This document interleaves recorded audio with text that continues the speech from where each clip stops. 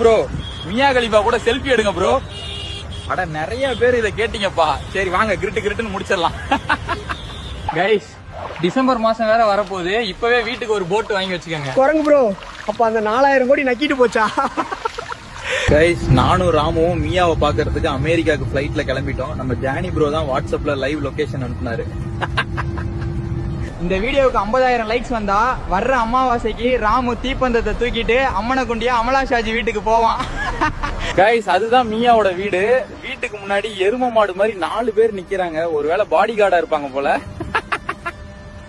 டேய் ராமு இங்க பாருடா, நான் மியா கூட செல்ஃபி எடுக்கிறேன்டா.